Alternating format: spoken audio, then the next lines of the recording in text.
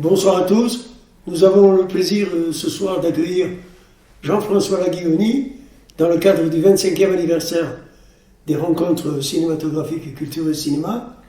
Alors Jean-François Laguilloni, pour lui c'est un retour en fait parce qu'il était déjà venu avant, il y a quelques années, il avait même fait une intervention dans les écoles. Donc on peut considérer qu'il s'agit d'un ami de la famille. Et il rejoint l'équipe cette année pour présenter son nouveau film, Le Voyage du Prince, dont on peut presque considérer qu'il s'agit d'un prolongement d'un autre de ses précédents longs métrages qui s'appelait Le Château des Singes. Donc bonjour Jean-François Laguilloni. Bonjour. Merci de nous avoir rejoints. Alors voilà, j'ai pensé qu'on pouvait présenter Le Voyage du Prince comme une espèce de prolongement au Château des Singes. Dites-nous exactement ce qu'il en est. Écoutez, oui, mais bon, on peut dire aussi que le film peut se voir sans avoir la mémoire du Château des Singes qui remonte à 20 ans. Donc, et en effet, l'idée du Voyage du Prince, là, qui va sortir le mois prochain, m'avait été donnée par un enfant qui avait vu le Château des Singes, qui m'avait dit « Monsieur, vous devriez faire une suite un jour ». Voilà.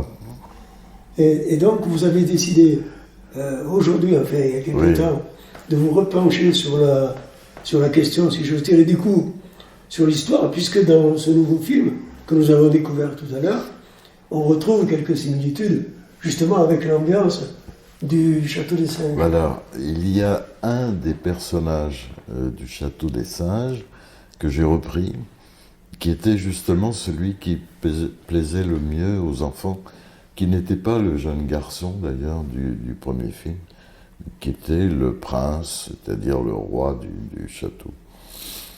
Et alors ce personnage-là m'intéressait davantage parce qu'il avait pris de la bouteille, quoi. C'était un vieux singe, et il commençait à avoir des difficultés liées à son âge, et puis liées à sa difficulté d'adaptation à un monde qui lui était étranger, surtout si ce monde lui était carrément hostile, comme on peut le voir dans le film. Voilà, alors, s'agissant de films d'animation, donc on connaît évidemment vos films précédents, notamment Le Tableau qui était sorti en 2011, ou encore Le Château des Singes, on en a parlé, ou même L'île de Blackmore, et vous avez une technique particulière pour travailler. Alors, quelles ont été les techniques utilisées pour ce nouveau film? Écoutez, je vous avoue que je ne suis pas très fort en technique, donc je suis plus à l'aise de parler du fond, de l'histoire, etc. Parce que c'est vraiment un travail d'équipe. Et quand je constitue l'équipe pour réaliser le film, une fois que le producteur nous a donné le feu vert, je cherche la collaboration de gens qui en savent beaucoup plus que moi, notamment avec les techniques actuelles qui sont les techniques de la 3D. Mais il n'empêche qu'au départ, il y a toujours du dessin. Il y a vos dessins. Il y a d'abord une histoire que j'écris avec Annick Leray, avec qui j'ai fait Louise en hiver, Le Tableau, etc.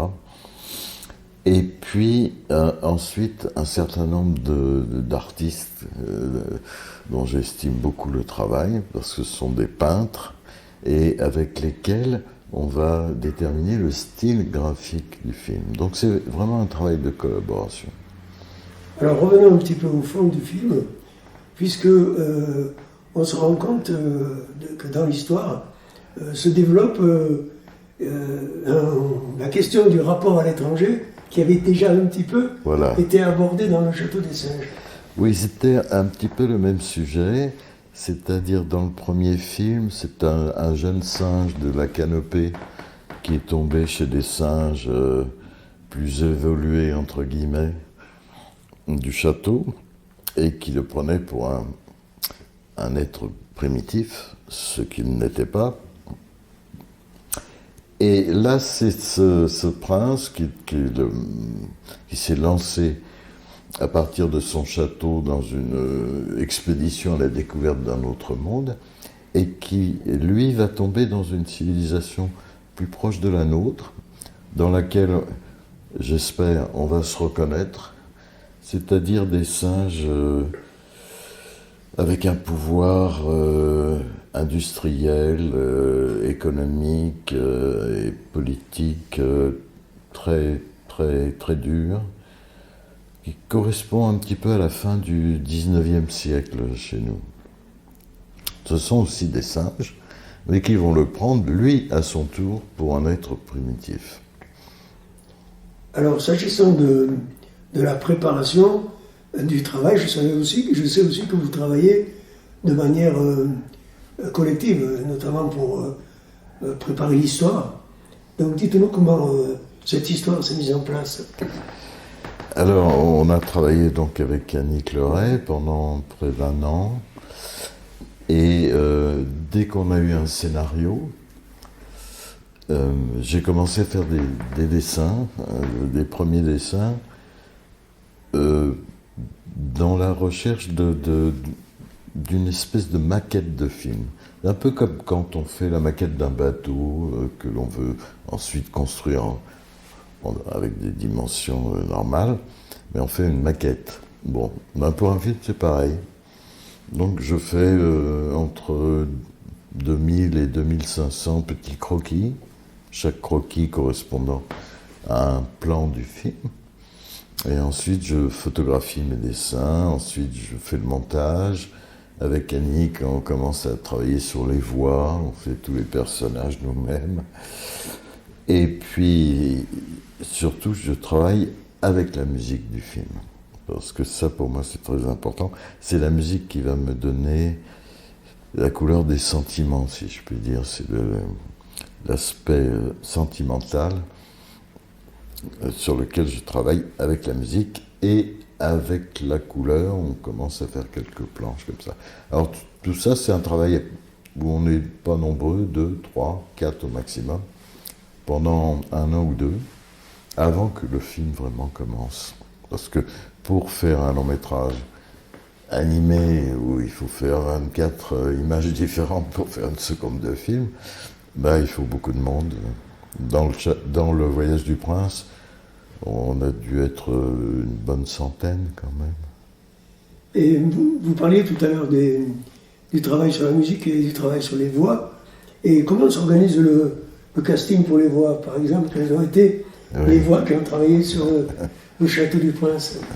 Alors pour le Voyage du Prince, pardon. Pour les voix, c'est une recherche un peu particulière, parce que dans un film d'animation, on est souvent troublé par le réalisme de la voix. Parce que la voix, quand on y pense, c'est la seule chose qui soit vraiment réelle dans un dessin animé. Alors je cherche des voix qui ont une petite particularité. C'était le cas avec Dominique Fro dans Louise en hiver. Et là, j'ai travaillé avec un comédien qui est d'origine italienne. Donc il a bien voulu donner un petit accent italien qui renforce l'idée de l'étranger quand il arrive dans cette histoire. Ça, c'est important. C'est quelque chose dont on discute beaucoup avec le co-réalisateur du film, que je n'ai pas encore mentionné.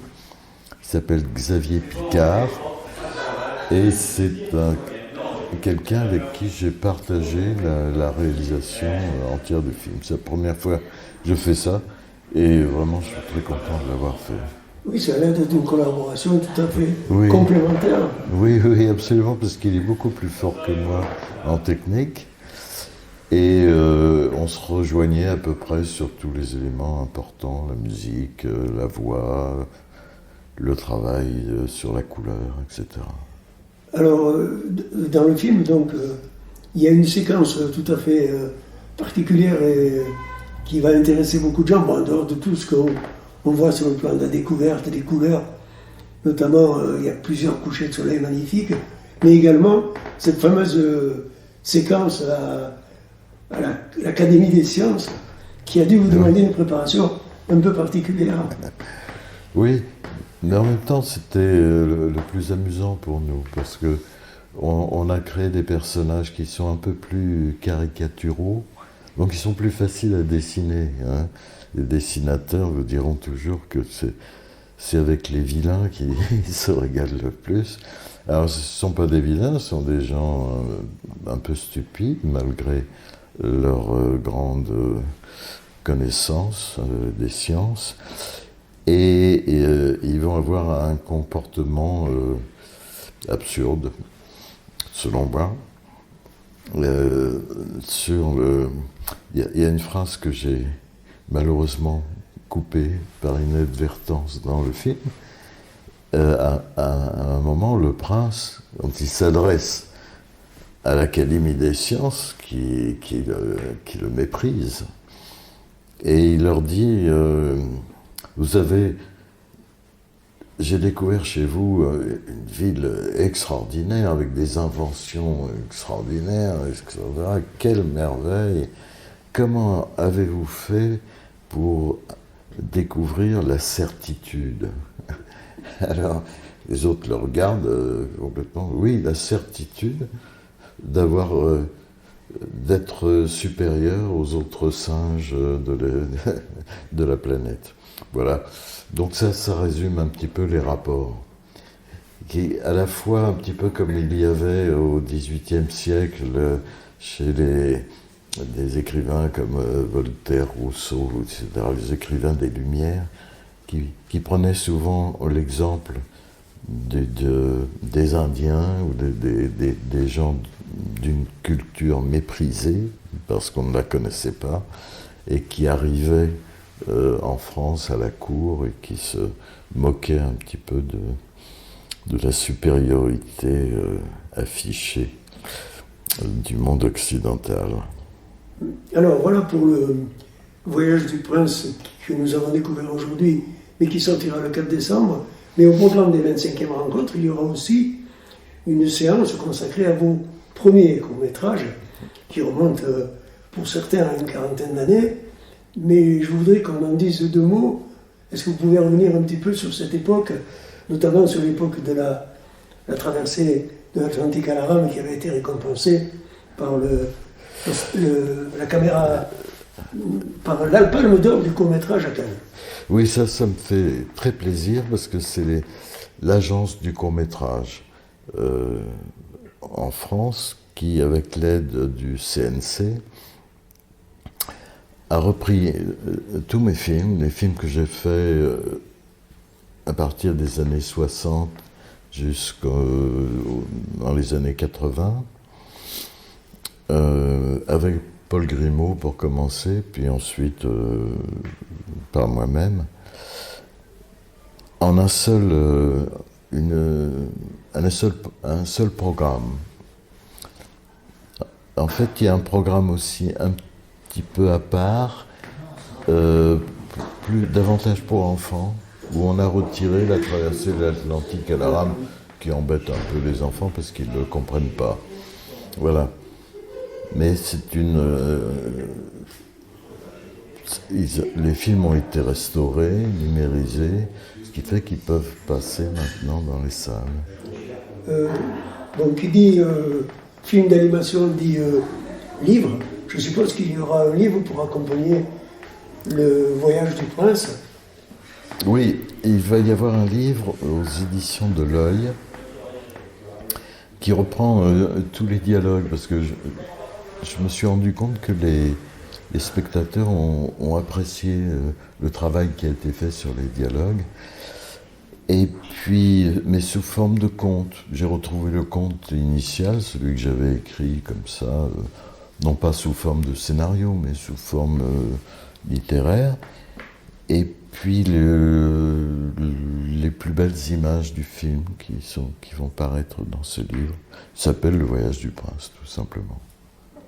Bien, ben, nous vous donnons rendez-vous à nos spectateurs à la fois pour le film dont je rappelle qu'il sortira le 4 décembre et également pour le livre qui paraîtra dans quelques semaines. Merci Jean-François Guéry. Merci beaucoup. Merci à tous et à bientôt. Merci.